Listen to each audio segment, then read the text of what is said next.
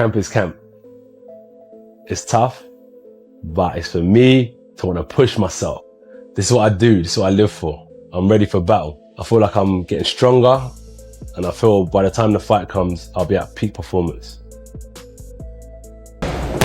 One more. One more. Beautiful. Good. That's what we've got to bring him on to.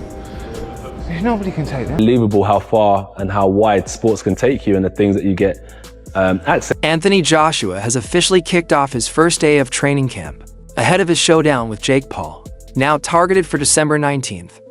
With the fight confirmed, Joshua is wasting no time sharpening his tools, entering camp with a laser-focused mindset and the confidence of a former heavyweight champion. Jake Paul, despite his controversial rise from YouTube celebrity to professional boxer, has proven he can command massive attention.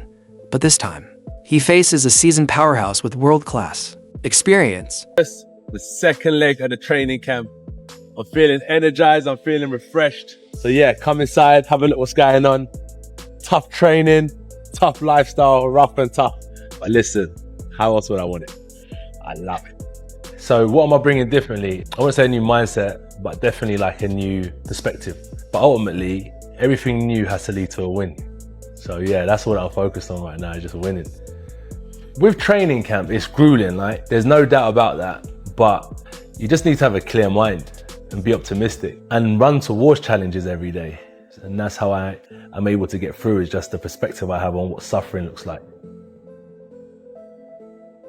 There's a certain standard that one has to have if they want to achieve certain things. I am working past efforts, measures that I set out for myself. Yes, it's tough. Yes, I'm tired. Mike Coppinger reported that the Anthony Joshua versus Jake Paul fight is a done deal for December 2025 in Miami and will be streamed on Netflix as a professional heavyweight. And earlier that Anthony Joshua still didn't have an opponent for his next fight, but he was thinking of still fighting before the end of the year. And we've got some breaking news for you now, because we're hearing that AJ is in talks with Jake Paul over a deal for a heavyweight fight in Miami next month. Of course, the YouTuber Paul has already fought the former heavyweight champion of the world, Mike Tyson, and beaten him.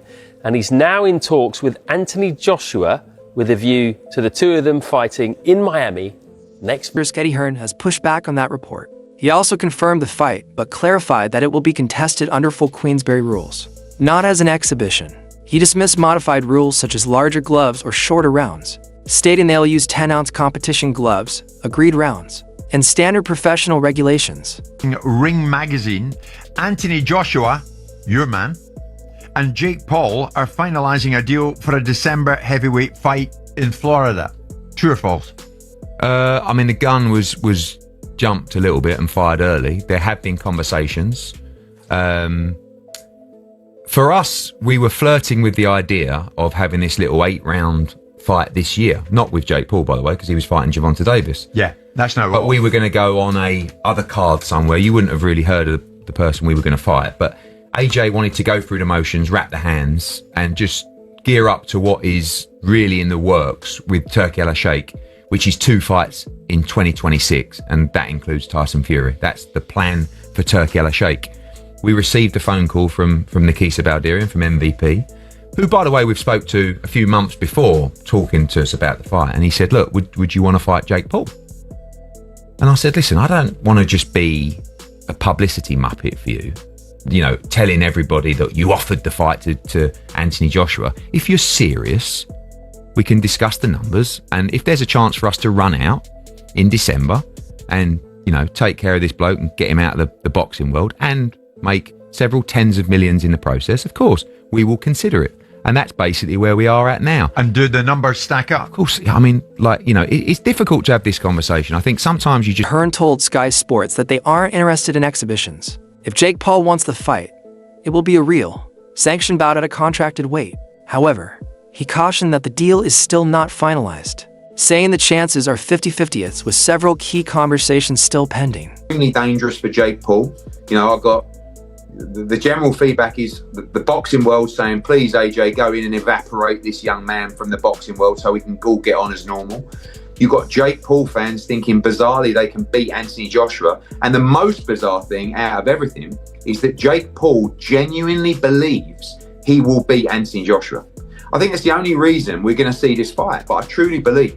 Described Paul as bold or crazy enough to chase a fight against Joshua, even though AJ is a legitimate heavyweight monster. He pointed out the massive payday awaiting both fighters, but also emphasized the brutal risk of mismatching the inexperienced Paul against a seasoned former champion, calling it a catastrophic mismatch that could end Paul's career physically or publicly. Jake Paul, Anthony Joshua, 50-50 fight. What do you make of that? Yeah, I just said in another interview, great if it is. I mean, if it is, then you've got no problem seeing it. But when AJ, I mean, decapitate's a strong word, but you know, when he renders Jake Paul unconscious like he did to Francis Ngannou, don't then say, oh well, it was Jake Paul. Do you know what I mean? I mean, when AJ beat Francis Ngannou, Ngannou just had a fight that could have gone either way with Tyson Fury. Then AJ poleaxed him and everyone just said he's just an MMA fighter. Do you know what I mean? Jake Paul's not Francis Ngannou. But as I said before, if you want to see Jake Paul exit the boxing world... However, Hearn acknowledged Paul's strategic approach of calling out professional boxers who can generate massive paydays and global attention. Hey, James, quickly, I watched Jake Paul the weekend. I feel a bit dirty saying that because I'm not a fan of his, but he did say after the fight that he's sort of having DMs or he's dropping text messages to AJ. They're having a chat about a potential fight. What's your view on that, Eddie? Well, look, he's calling out Gervonta Davis, who is a 135-pound lightweight, and he's calling out Anthony Joshua, that's a heavyweight monster. I think Jake Paul is crazy enough to fight Anthony Joshua because the money would be absolutely obscene. It's a catastrophic mismatch that people would tune in to watch because it would lead to the end of Jake Paul. Hopefully not literally, but it's that dangerous that, you know, it's a fight that I don't think should really happen, if I'm honest. I would say about Jake Paul, and I've said this in a couple of interviews today, I do think you start after giving him a margin of respect. You know, I think this guy is going through the motions, he's putting the hard spars in, he just went 10 rounds with, yes, a washed up fighter, but a former world champion that did train for that fight, but they're very clever in terms of the opponents that they pick. They're not going to gamble unless the money's out of control. And it wouldn't surprise me if Jake Paul, wanted to move forward with an Anthony Joshua fight. Honestly, AJ's coming tonight.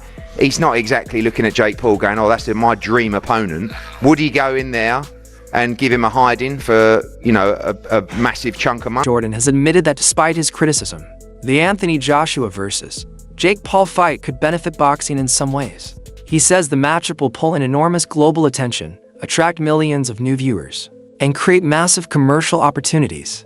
Jordan notes that boxing is also a business, and pairing a former heavyweight champion with one of the world's biggest digital entertainers guarantees money, headlines, and mainstream buzz. While he still questions the competitive legitimacy, he accepts that financially, the fight could be a major win for the sport. It's the entertainment business, and Anthony Joshua is an entertainer, and you can't undo the fact that he won the world heavyweight championship twice.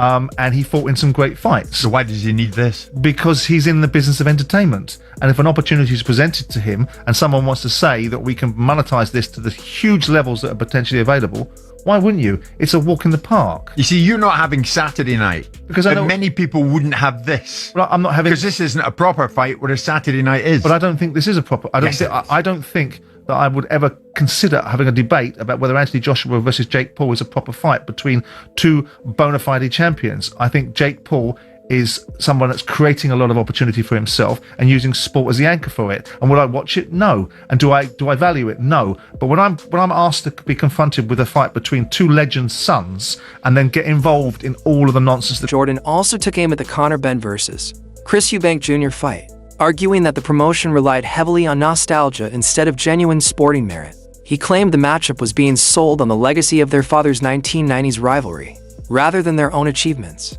Jordan criticized promoters for using history to distract from the competitive imbalance, with Benn moving up in weight and Eubank Jr. cutting dangerously. Meanwhile, he called Joshua versus Paul an even more blatant cash grab, a mismatch between a former heavyweight champion and a social media star, and questioned whether it should even be sanctioned. Jordan warned about the physical danger to Paul and expressed concern that Joshua risked damaging his long-term legacy by taking this fight.